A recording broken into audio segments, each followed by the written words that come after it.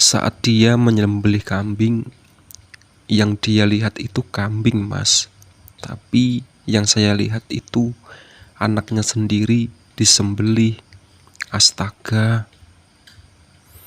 Ya saya nggak bisa ngapa-ngapain, Mas. Diem saja. Depan, belakang, samping, kanan kiri, saya itu lihat sosok seram semua melototin saya. Assalamualaikum warahmatullahi wabarakatuh. Kembali lagi bersama saya, Muhammad Samsudin. Di kesempatan kali ini saya akan menceritakan sebuah cerita tentang menjual nyawa anak demi harta. Langsung saja yuk ke ceritanya. Cerita horor dimulai. Wong edan, kata Pak Bekti, nama samaran. Matanya masih menatap ke sana kemari seolah peristiwa itu membekas di ingatannya. Edan pripun, Pak? Saya tanya penasaran. Lah piye ra edan, Mas? Anake dhewe disembelih goro-goro pengen sugih. Percakapan kami saling menyaut membuat saya semakin penasaran.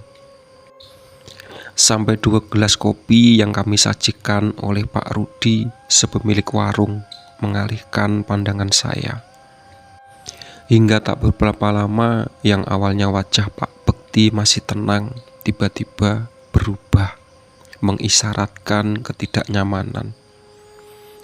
Pandangannya lurus ke depan seolah sedang mengumpulkan kepingan-kepingan cerita yang sudah lama terjadi itu. Dan disinilah saya mendengar Pak Bekti mengatakan sesuatu.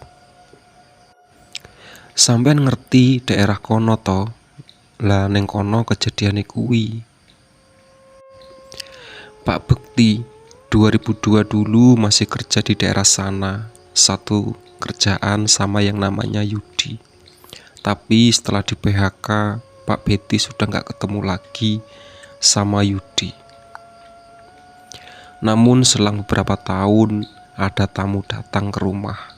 Ternyata itu Yudi, teman Pak Bekti dulu. Dia cerita kalau habis mengalami kerugian besar dan ditinggal istrinya. Dan sekarang dia hidup bersama anaknya. Dan ngenesnya si Yudi ini sudah berbeda, nggak kayak dulu lagi. Badannya kurus, kayak nggak terawat. Mungkin karena terlalu banyak pikiran. Yudi jauh-jauh datang ke kampung cuma mau nyari Pak Bekti. Katanya cuma Pak Bekti yang bisa bantu. Dan yang bikin Pak Bekti kaget dan nggak habis pikir, dia kesini cuma mau minta suruh nganter ke orang pintar yang bisa bantu buat pesugihan. Istilahnya mau ngelakuin pesugihan. Katanya sudah gak kuat lagi hidup melarat. Setelah basa-basi dan saling nanya kabar, dia langsung bilang gini ke Pak Bekti. Kang, aku wis gak duwe apa-apa. Omah, lemah, mobil wis tak dol kabeh. Aku amen njaluk tulung, Kang. Pokoke sampean nulungi aku. Mariki tulung terno aku ning daerah kono. Sampean ngerti kan? Aku wis lara ati, Kang. Aku wis ra kuat urip susah. Tolong aku, Kang. Terno aku nang kono. Sembrono. Istighfar, Kang. Istighfar. Iku risikone gede. Nyawa taruhane. Namun dia tetap pada pendiriannya. Dia sudah nekat, dia masih memohon-mohon kepada Pak Betty supaya bisa nganter ke tempat itu. Ya mau gak mau saya antar. Sekitar jam 7 malam mereka berangkat menyusuri jalanan sepi dan masuk hutan. Dan sampai di sana sekitar jam 11 malam. Setelah sampai di pemukiman yang ada di tengah hutan, mereka sudah disambut sama bau kemenyan. Sepertinya warga sini sudah terbiasa dengan aroma seperti itu. Lain halnya dengan Pak Bekti sendiri yang tidak terlalu nyaman. Setelah dipersilakan masuk, Pak Bekti cuma bengong saja ngeliatin Yudi diwawancarai sama simbahnya. Sampai ada beberapa makanan yang disajikan pun Pak Bekti nggak berani memakan, takut saja kalau kenapa-napa. Selama di dalam ruangan itu, simbahnya pun juga aneh, nggak pernah sekalipun menyapa. Bahkan setiap simbah itu menatap, pandangannya itu serem banget. Pak Bekti sendiri nggak tahu apa yang mereka bicarakan, sampai nggak lama proses ritual dilakukan. Selama proses ritual itu, Pak Bekti ngerasa entah kenapa matanya selalu saja melihat hal yang tidak masuk akal dan di luar nalar. Apalagi ketika penjamuan, Pak Bekti lihat si Yudi dengan lahap memakan makanan yang memang sudah disuguhkan. Pak Bekti yang melihatnya saja pingin mual. Bayangkan saja si Yudi makan bangkai tikus sama ulat busuk. Sama ketika Yudi membuka makanan yang dibungkus pakai daun pisang, yang ternyata dalamnya itu seekor jeroan usus yang sudah mengering dan mengeluarkan bau bangkai yang menyengat. Yudi begitu lahap memakannya. Ketika itu Pak Bekti saking gak kuatnya terus keluar, dan pas di luar rumah Pak Bekti sudah dihadang sama beberapa sosok yang sangat mengerikan sekali. Matanya melotot, badannya berbulu, dan mengeluarkan bau busuk juga. Selesai Pak Yudi makan, dia terus keluar.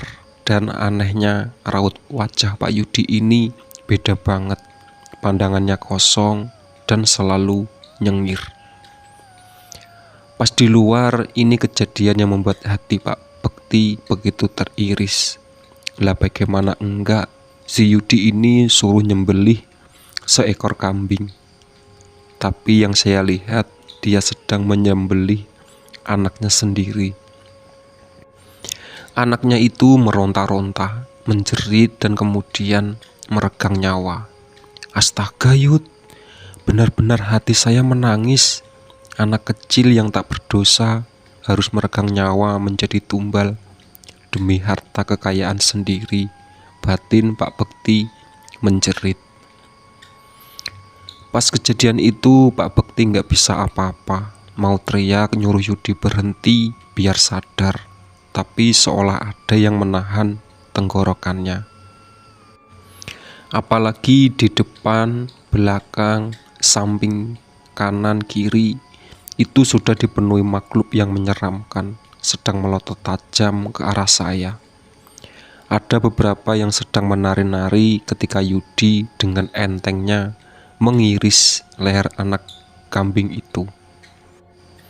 Pak Bekti sempat batin, saya nyesel nganter Yudi ke tempat ini, dan mungkin saya juga berdosa sudah mau mengantar Yudi. Benar-benar muak sekali. Ingin rasanya saya menghantamkan kepala Yudi biar sadar. Selagi masih di tempat itu, simbah itu selalu menatap Pak Bekti dengan tatapan mengintimidasi. Saya benar-benar takut kalau terjadi sama keluarga di rumah.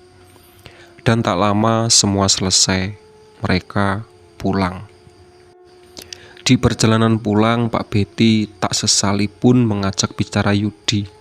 Telinga pun sedari perjalanan mendengar cerita anak kecil yang meminta tolong. Dan di jok belakang mobilnya ada 3 sosok hitam lagi duduk, matanya melotot merah. Saya benar-benar khawatir, hati saya tidak enak, batin tidak tenang. Rasanya ingin segera sampai rumah. Paginya Pak Bekti baru sampai. Dia mengantar Yudi ke rumah saudaranya, tempat menitipkan anaknya. Begitu terkejutnya ketika mereka mengetahui kalau di depan rumah itu sudah banyak orang. Pak Bekti dan Yudi segera keluar dari mobil. Ketika Pak Bekti tanya ke salah satu warga, ternyata anak Yudi meninggal. Dan meninggalnya itu mendadak.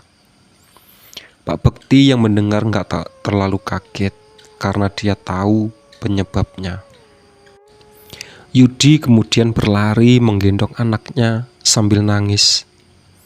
Melihat itu, Pak Bekti cuma nyengir. "Ya, itu perbuatanmu sendiri, Yud," gumam Pak Bekti sambil berlalu pergi meninggalkan Yudi tanpa berpamitan. Dan sampai sekarang saya tidak pernah lagi mendengar kabarnya. Mungkin dia sudah mampus atau lagi menikmati kekayaannya. Semiskin-miskinnya hidup saya merasa lebih baik hidup seperti itu daripada saya menukar akidah dan keimanan.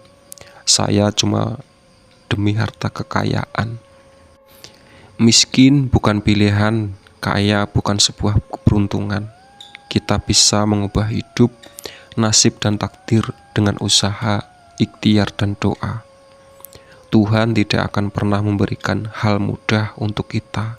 Tuhan senantiasa memberikan hal yang teramat sulit untuk kita agar mau berpikir, berusaha, dan berdoa, memohon kepadanya dalam tawakal.